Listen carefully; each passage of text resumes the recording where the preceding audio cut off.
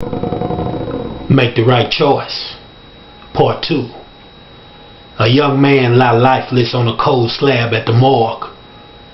His own mother couldn't recognize her dead son because half of his face had been blown off from a shotgun blast. A young teenage girl was buried last week. For the last 2 years she wasted away, vomiting up her insides. She died of complications resulting from a disease called A.I.D.S. And yet another young man closes his eyes as poison is released into his veins, put to death by the state for a crime he says he didn't commit. Why did these young people die so young? Did they die because they came from poor families? Did they die because of their race, creed, or their color? Or did they die because they made poor choices? Winston Churchill once wrote, "Human beings have been given the greatest gift of all, the ability to choose." Robert Fritz once said, "If you limit your choices only to what seems possible or reasonable, you disconnect yourself from what you truly want, and all that is left is compromise." As teenagers, young adults, athletes, students, and future leaders, you have to realize that your choices, good or bad, not only affect you today, but your choices will affect your ability to earn, your living conditions, your educational, emotional, spiritual, and physical condition for years to come.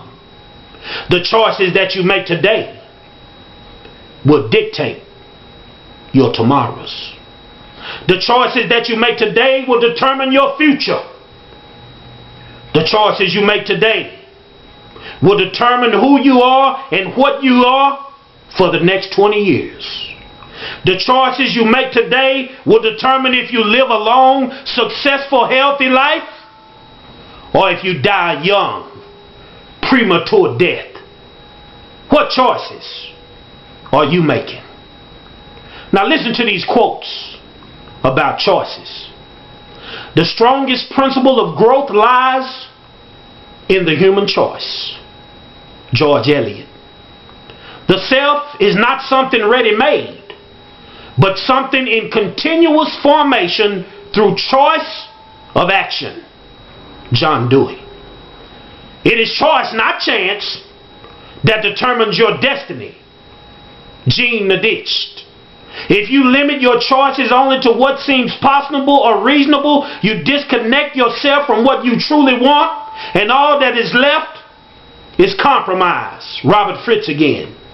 "Destiny is no matter of chance, it is a matter of choice. It is not a thing to be wanted for. It is a thing to be achieved." Williams Jennings Bryan.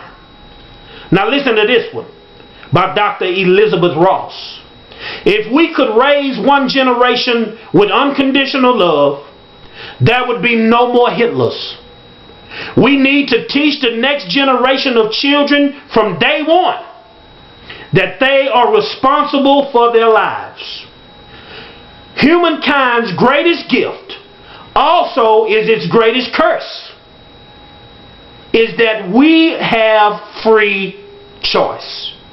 We can make our choices built from either love, built from hate, or built from fear. What choices are you making today? What is a choice? 1, to make a selection. 2, to select freely after careful thought or consideration. Underscore careful thought or consideration. This means you shouldn't choose a thing or person or an obligation unless you have made careful thought or great consideration. 3, a choice is a decision one makes that is always followed by a consequence. Remember that, young people. Every choice that you make is always followed by a consequence. Every action has a what? Coinciding reaction. Every choice has a consequence. And 4, a choice is what I choose to do with my life, my time, and my future. Let's repeat that again. A choice is what I choose to do with my life, my time, and my future. Let's say that one more time. Repeat that with me.